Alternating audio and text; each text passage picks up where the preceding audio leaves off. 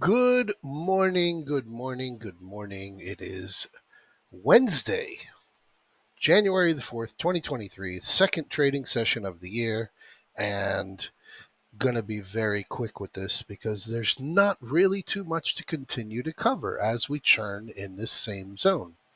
I am going to point out that yesterday, as you see in the chat on spreads for some of the guys that are new, if you scroll up and go through the beginning of the day, you can see how we're talking about the trade of the week. In my opinion, this is the trade of the week to be taking. I'll go back over that.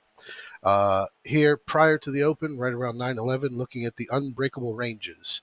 And again, we're a couple minutes before, so we're pinpointing where the edges are, have all your details there. And then again, looking at the safe edges trades, the edges being where the safe unbreakable zones are that we have not broken and closed below those broken since Powell spoke back in November.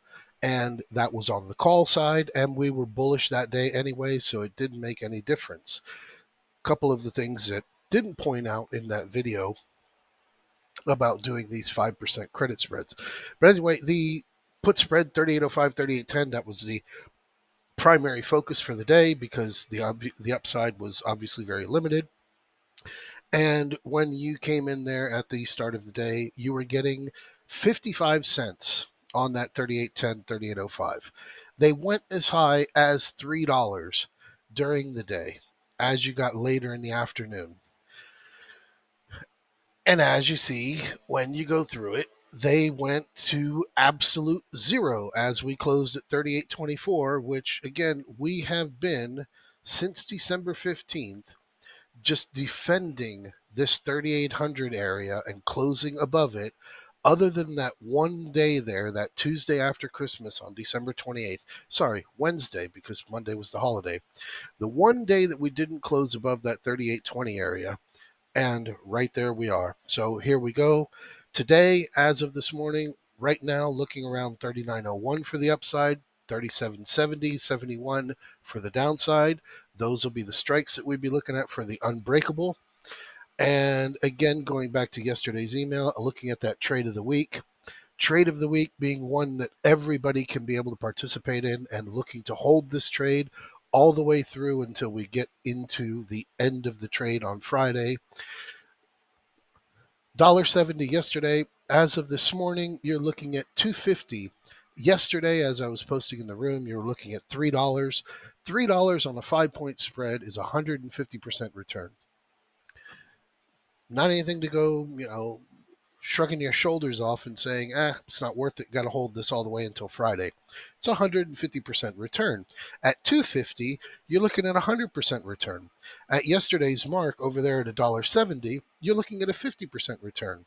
And again, it's one of these trades that, again, I have nothing but data, and why yesterday's confidence trade in that was nothing but data, and that's why they produced up to 150%, no less than 12%.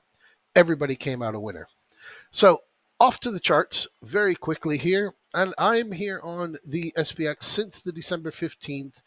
Gap down, sell down. And yesterday we came up 2 pennies to fill the gap that we had from back here on December 21st. Exactly 2 pennies up there. And then we went back to fill our gap from over the weekend. And as you all remember, we came down to this 37.96 and had our visit and your little bounce up. But you see here, this is your period since December 15th. Just trolling in this zone, making absolutely no progress. When this progress occurs, and we are back up here above this 38.55, we are pressing this 38.80, 38.90 area from 2 weeks back where our highs were. We are pressing back into the 3900s, and we are pressing back to our 39.30 support level, 39.30, 39.45 from all through the month of November. It's going to come from the QQQ. QQQ is where all of that energy is going to come from. Those are the legs of the market. The SPX is your torso, the Dow Jones your strong arm, the Russell 2000 your weak arm. The QQQ are the legs, and the QQQ is where you're going to be coming from. And on here, I'm looking at a 10-day, And this is your primary area here, this 269.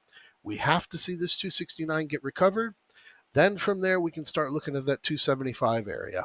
Here's Apple for basically the entire month of December is what we're looking at here on Apple. But here was your big spike up here on Apple back in the middle of December. This is your big sell down over here on Apple. Down below the 2021 open, below the 2022 close, below the 2020 high. And I am still unchanged, looking for 157 as we go into Q2, Q3. I don't have any Apple products. I used to have an iPod many years ago. Absolutely loved it. I'm looking at Apple to make a significant recovery, and 147 is going to be your primary spot. Come over here onto Tesla. Tesla, a little bit different of a view. Same thing. Because Tesla is what it is, looking over here all the way from December 5th, this big sell down here to 104. Yesterday, you had another sell down for pick your reason. Doesn't matter what your reason is, but you're going to need to see 120. After 120, you're going to need to see 130. And I'm still unchanged, and I'm looking for 181, which, as you can see, was resistance back up here earlier December. I'm looking for 181 as we start to progress into Q2.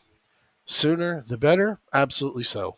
So what I want to bring you on to here real quick before I let you go is I'll go here. I'm going to the week to date 5-minute chart. And I am going to type this in. Give me 1 second here. And DAX.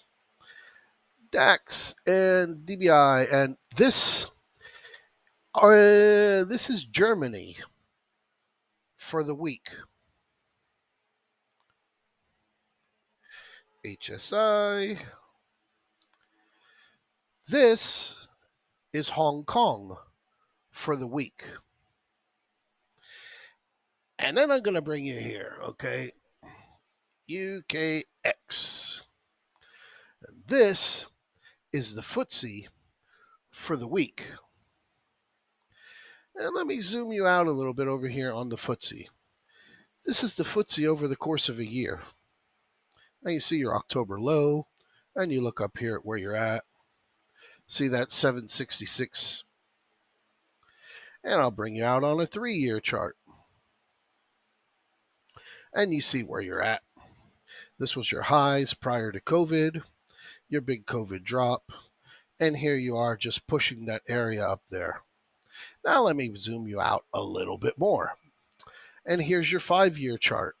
And as you can see, you have your resistance up here at 76.66. So then we'll go zoom out on a big 20-year chart, which we can't get 20 years because they only have 16 years. But as you can see here, guys, the FTSE ain't playing around. The FTSE has been pushing and pushing and pushing, and you can go back to other charts and look at them and see what they look like from Financial Times, and the few that you can find that actually have the FTSE's complete data. But again, over here, here's your DAX, all-time highs right up here. Then you dip down over here into 2022 lows. Here's your COVID low, your old high over here from COVID, prior to COVID, and here you are pushing that 10% from the all-time highs level. And then you come over and you look at the week to date and you look at what the NASDAQ is. And, you know, you're a big wet noodle over there, America. It's time to get in the gym. You know, get on that Peloton and start getting that fat off of this, because this is absolutely pathetic. And this is going to recover itself, and it's going to recover itself over the course of the next few days, but it is going to recover itself, and we will then be looking into what will be a much broader picture of those 3,900s and 4,000s over on SPX. Have a fantastic morning. I will see you in the chat room.